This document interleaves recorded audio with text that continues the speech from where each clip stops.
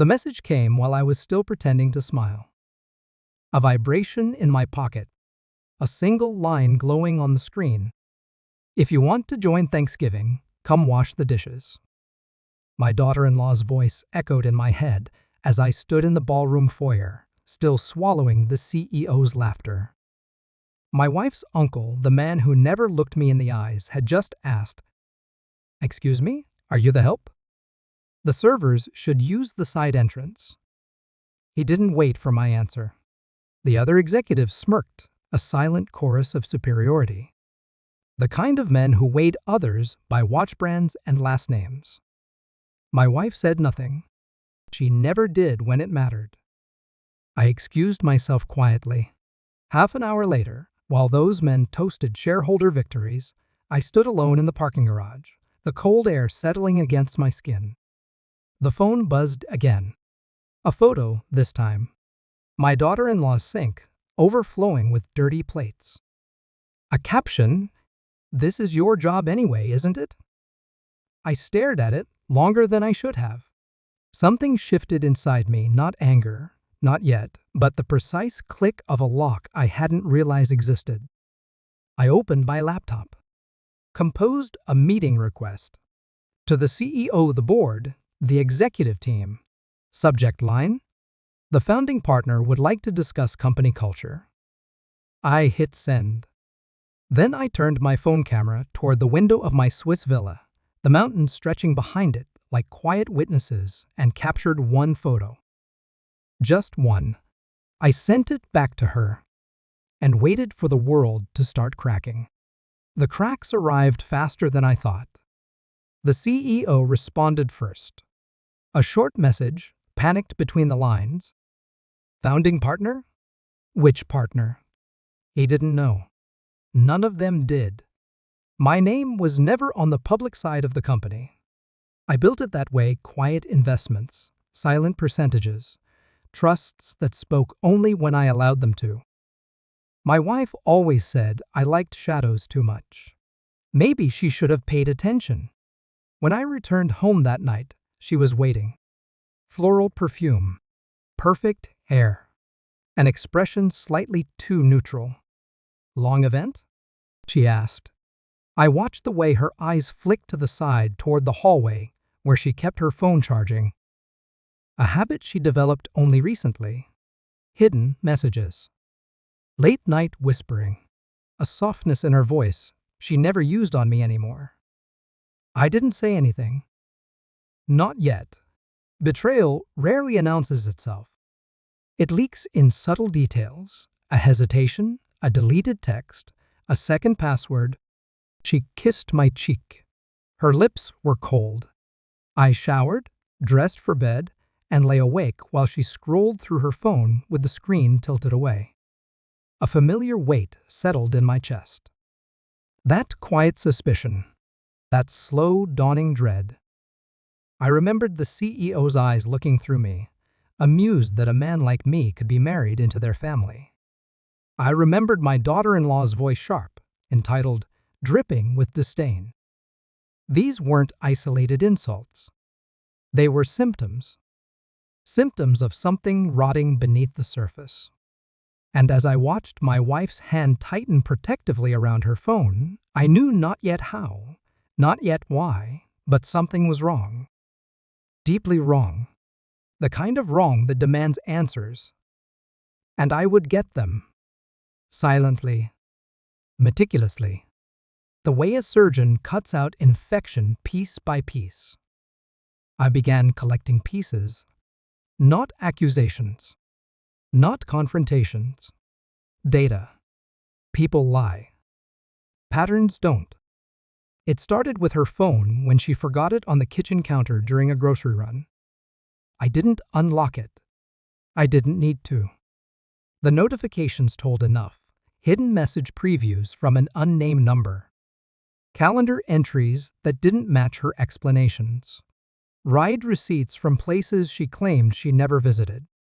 I saved everything. Quietly. Next came her financial trail. She didn't know I still had access. Small purchases. Then larger ones. Expensive dinners charged during nights. She claimed she was with friends. Hotel transactions under her maiden name. Her currency changed. Her tone changed.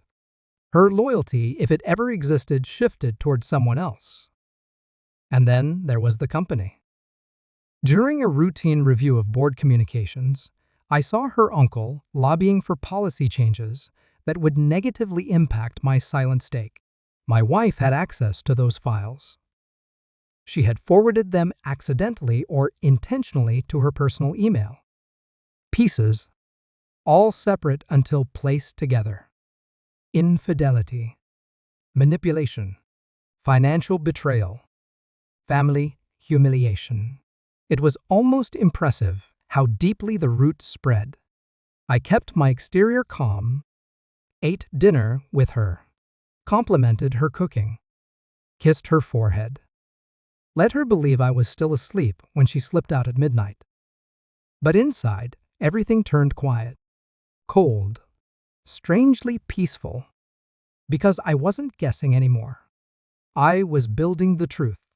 I ordered a private audit, background checks, location verification reports, phone metadata recovery. Lawyers assembled evidence into neat folders. And all the while, I planned the board meeting. The CEO accepted the request within minutes. The executives followed. My wife's uncle even added a note. Looking forward to meeting the mysterious founding partner. Should be fun. Fun? The man who called me the help. The man whose niece was siphoning information to him behind my back. Every night I studied the truth. Memorized it. Prepared for the moment I would place it in front of her. Not in anger. Not in chaos. Calmly, clinically, the way a judge places a verdict on the table. The envelope arrived on a Wednesday morning. Thick, heavy, final. Everything inside confirmed what I already knew. Months of deceit, undisclosed meetings, messages with someone intimately close, unexplained overnight stays, and a coordinated effort with her uncle to shift control of the company away from my silent shares. She betrayed both our marriage and my creation. I waited until dinner. She poured wine, smiled, talked about her day. I watched her lips move, soft and rehearsed. Then I placed the envelope between us. She froze. What? What is this? I didn't answer. I didn't need to. She opened it. Her face drained. Papers trembled in her hands.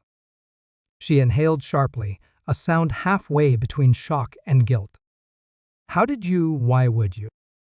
I stayed silent. She flipped page after page. Hotel records. Messages. Bank transfers. Forwarded company documents. Photos she didn't know existed. Finally, she looked at me. Eyes wide. Mouth trembling. You knew. I nodded once. She broke. Not loudly. Not dramatically. Just quietly. As if her entire world had been held together by lies, and the absence of my voice was enough to make it collapse. The next morning was the board meeting. She begged me not to go. I went anyway.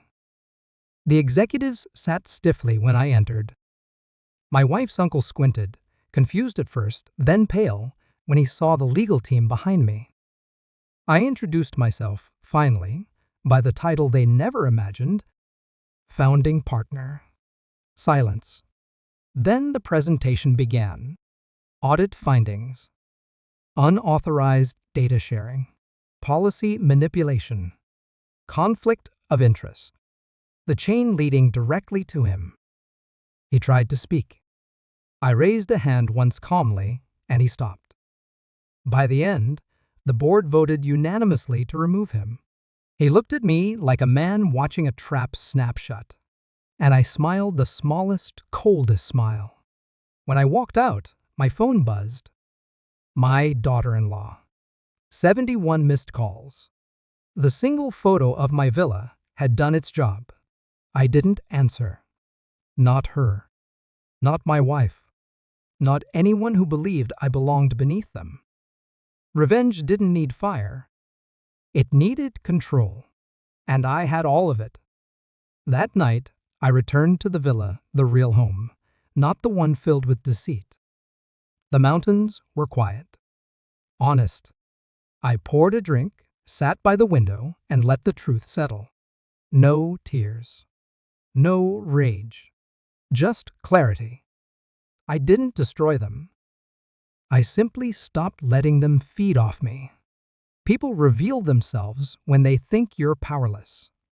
And they tremble when they realize you were never powerless at all. I looked at my phone. More missed calls. More messages. I turned it face down. Some betrayals end with screams. Mine ended with silence. Cold. Absolute. Final. And in that silence, I finally felt free.